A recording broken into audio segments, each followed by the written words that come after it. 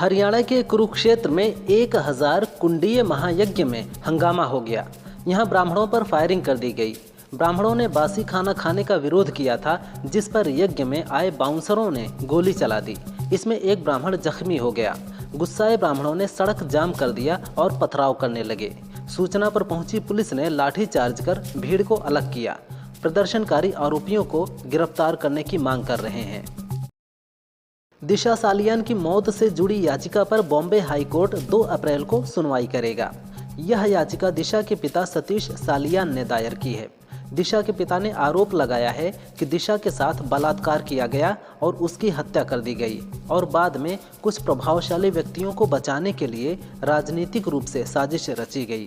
इसमें आदित्य ठाकरे के खिलाफ एफआईआर और मामले को सीबीआई को सौंपने का अनुरोध किया गया है। लखनऊ ताज होटल में आयोजित इन्वेस्टर्स मीट में सीएम योगी ने कहा कि लखनऊ हरदोई रोड पर 1000 एकड़ में स्थापित होने वाली इस परियोजना के लिए 400 करोड़ रुपए का प्रावधान किया गया है। इससे करीब 1 लाख प्रत्यक्ष और 2 लाख अप्रत्यक्ष रोजगार के अवसर पैदा होंगे। यूपी देश का सबसे बड़ा उपभोक्ता बाजार है। उत्तराखंड, बिहार, राजस्थान, झारखंड और नेपाल तक के लोग यहाँ आते हैं। एयर इंडिया एयरलाइन एक बार फिर निशाने पर आ गई है। इस बार एनसीपी सांसद सुप्रिया सुले ने फ्लाइट में देरी पर नाराजगी जताई है। उन्होंने एक्स पर लिखा, मैं एयर इंडिया की फ्लाइट में यात्रा कर रही हूं, जो 1 घंटे 19 मिनट की देरी से चल रही है। यह निरंतर प्रवृत्ति का हिस्सा बन गया है, जिससे यात्री परेशान होते हैं। सरकार से आग्रह है कि इसके लिए एयरलाइनों के लिए जवाबदेही तय करें और सख्त नियम लगाएं। बिहार की राजधानी पटना में फिर से आरजेडी ने सीएम नीतीश पर पोस्टर के जरिए निशाना साधा है।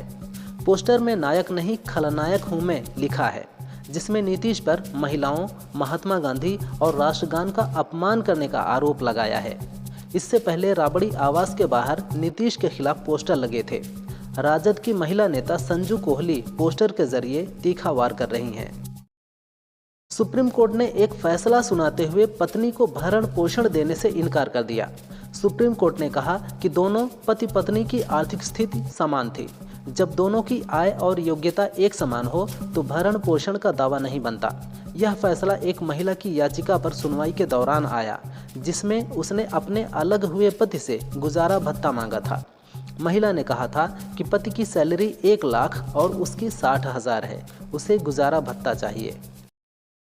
कांग्रेस से बीजेपी में शामिल हुए गौरव वल्लभ ने कांग्रेस अध्यक्ष मल्लिकार्जुन को लेकर एक बड़ा खुलासा किया है।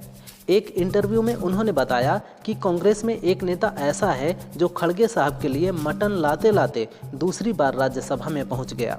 उस व्यक्ति की योग्यता यह है कि उसे पता है कि दिल्ली में अच्छा मटन कहाँ मिलता है। खड़गे साहब मटन के शौकीन हैं। गाजियाबाद में दिल दहलाने वाला मामला सामने आया है।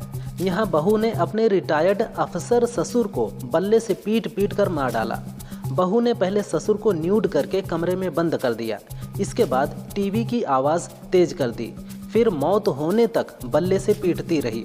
घर की किराएदार महिला ने जब कमरे से खून बहते देखा तो पुलिस को सूचना दी। मौके पर पहुंची पुलिस ने कमरे से ससुर का शव बरामद किया और बहू को गिरफ्तार कर लिया है। आंध्र प्रदेश के सीएम चंद्रबाबू नायडू ने कहा है कि तिरुपति मंदिर में सिर्फ हिंदू धर्म के लोगों को नौकरी दी जानी चाहिए, दूसरों को नहीं। उन्होंने यह बात शुक्रवार को तिरुमाला भगवान श्री वेंकटेश्वर स्वामी मंदिर के परिसर में कही। मुख्यमंत्री नायडू अपने पोते देवांश के जन्मदिन पर पूजा अर्चना के लिए मंदिर आए थे। उन्होंने कहा कि मंदिर में काम करने वाले अन्य धर्म के लोगों को दूसरी जगह ट्रांसफर किया जाएगा। यूपी में बीजेपी सपा के पीडीए पॉलिटिक्स की काट जिलाध्यक्षों के जरिए ढूंढ रही है। जिलाध्यक्षों के जरिए क्षेत्र के जातीय समीकरणों को साधने की कोशिश की जा रही है। 70 जिलाध्यक्षों की पहली लिस्ट के बाद अब दूसरी लिस्ट जल्द ही जारी कर दी जाएगी। इस लिस्ट में दलितों, महिलाओं और पिछड़े वर्ग को अधिक प्रतिनिधित्व देने पर विचार हो रहा है। जिलाध्यक्ष का चयन यूपी चुनाव 2027 को लेकर अहम माना जा रहा है।